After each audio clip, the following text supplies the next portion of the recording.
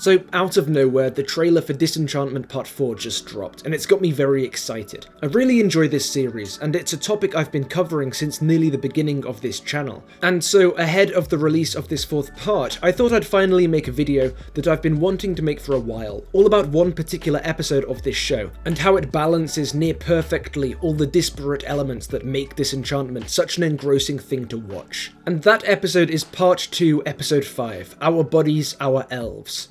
This is the episode in which, after Elf Alley is struck by a plague of dirty water, Elfo and Bean set off to find the mythical legend berries, which are fabled to hold almighty curative properties. This quest takes them deep into the lands of the ogres, and characteristic mischief ensues.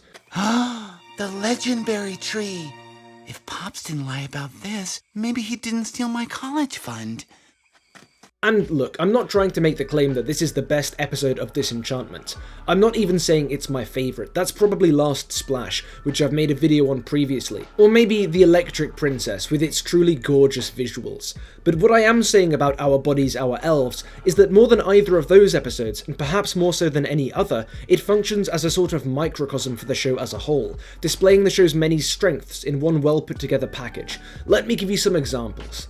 In many ways, the centre of Disenchantment lies in the way its episodes mediate the tension between the episodic self-contained format typical of Matt Groening's previous cartoons and animated sitcoms more broadly, and the various long-form plot lines Disenchantment is trying to tell across its run.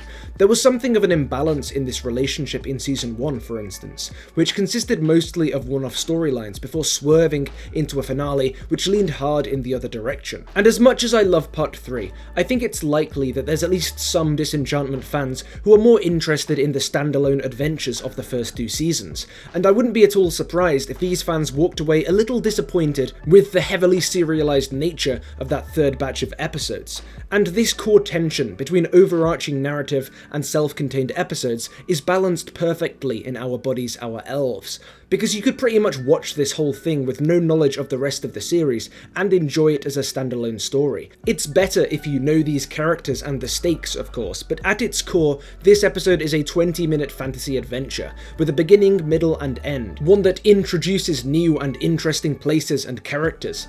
But the thing is, the success of this more episodic format is kicked up to 11 when you watch it with a familiarity with the larger stories Disenchantment is telling. The inciting incident, the human waste exacerbating the problems in the elf slum, is the latest in a sequence of human abuses of elf kind, one that's sort of played for laughs. But if you're aware of this history of elf abuse, both in terms of what we'd seen up to this point and the following teases in parts 2 and 3 towards the presence of a far larger and darker backstory of human-elf conflict, this accidental act of biological warfare becomes more significant, appearing, perhaps, as the latest in a series of glossed-over acts of violence committed by Dreamland against the elves, responsible in part for the worsening racial tensions, which it seems like we'll see boil over in Part 4. What's more, this episode develops other ongoing storylines, such as the mystery of Elfo's true parentage. Now go!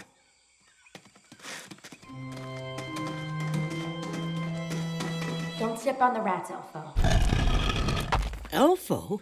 So we've got an episode which balances Disenchantment's serialized storyline with its more standalone side, and manages to do justice to both. But let's zoom in on those specific successes. First, let's talk comedy. Disenchantment's humour can be a bit hit or miss at times, but I think the hit rate in this episode is pretty good. There's some really well delivered lines. It sure feels good in my open wounds. Hey, it's some kind of street gravy. Oh, Pops, that's geezer talk. You'll outlive us all. Pops? Pops?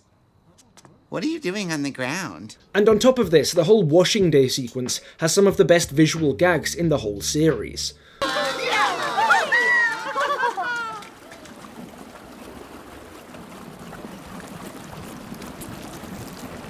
The strong visual comedic sensibility continues throughout, with Elfo's battle sequence towards the end having some solid slapstick moments. Oh no!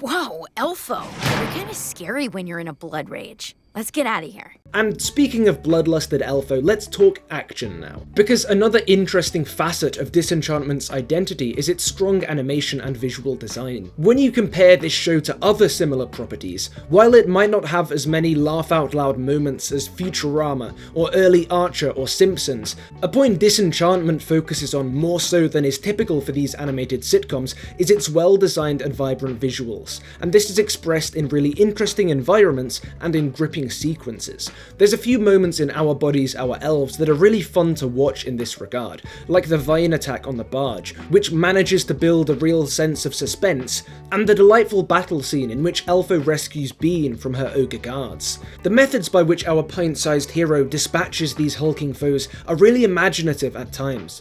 I also like this scene because Elfo's mostly a bit of a pipsqueak, but his rare formidable moments, like this one here, show an alternate personality take over, one that I think works pretty well. Plus, going back to that overarching idea of Elfo's true lineage, if you think about the fact that, probable spoiler for season 4 ahead, Elfo is likely part ogre, showing a surprising prowess for battle in this scene marks another point where Our Bodies, Our Elves uses a more or less standalone story to lay some almost invisible groundwork for future events.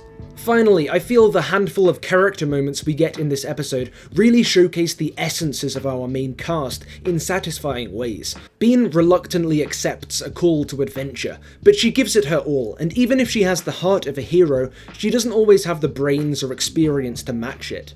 Elfo gets his rampage moment, but for most of the episode, he's his classic timid and kind of neurotic self we'd got to know previously.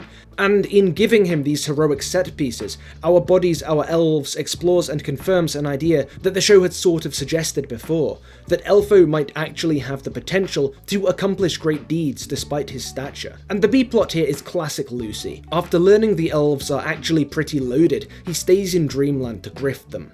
It's time someone thought about these poor rich elves.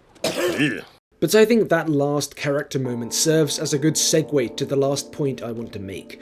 This episode is in many ways the perfect reduction of all of Disenchantment's various strengths and aspects. It's more or less the show firing on all cylinders, with a perfect balance of episodic and serialized storytelling, strong gags, and compelling visual ideas.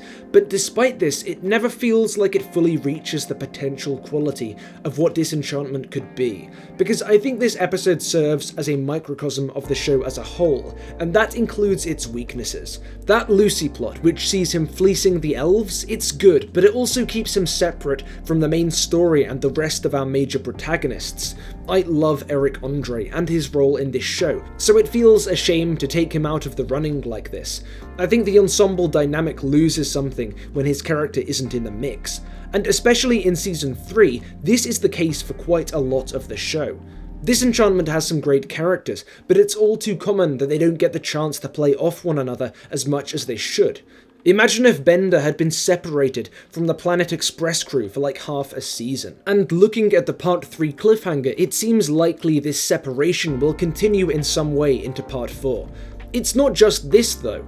Other weaknesses of Disenchantment as a whole are visible in Our Bodies, Our Elves, like the show's horrible habit of death fake-outs. There are a lot of these in the show, and after one or two you start to think that the stakes of this world aren't that high after all. In this episode, it's Elfo's dad. A few episodes later, it's the main trio. A few episodes before this, it was all of Dreamland. Before that, it was Elfo himself, and so on. So Our Bodies, Our Elves might be the best reflection of what Disenchantment does well, but there's also a pretty good reflection of the fact that the show isn't perfect, and honestly, the episodes we've had so far maybe don't compare in overall quality to the first few years of Groening's other major works. But I think we've got every reason to be hopeful going into part 4. After all, The Simpsons didn't fully hit its peak for a few years. Maybe the at times inconsistent quality of Disenchantment this far is due in part to the show trying to balance humour and satisfying storytelling with world building, exposition and setup for the future. And by the look of the part 4 trailer, a lot of the things the show's been building towards seem like they're finally about to come into play. Maybe now the bulk of the legwork is done, these next 10 episodes will be free to use these plot lines, this world, these characters in a less constrained way, and reach the heights of early Simpsons or Futurama. After all, I think most people would agree that the quality of Disenchantment has steadily risen with each release, so why would Part 4 be any different in that regard? I think this video will be going live on Wednesday the 9th, which is also the day this next batch of episodes is due to drop, so I'm interested to see how my vision of the show's future looks in a few days' time. And just maybe, another episode will come along, which balances episodic and serialized narratives even better than Our Bodies, Our Elves, with even more rib ticklers and emotional gut punches, and a similarly keen visual style. I'm hopeful.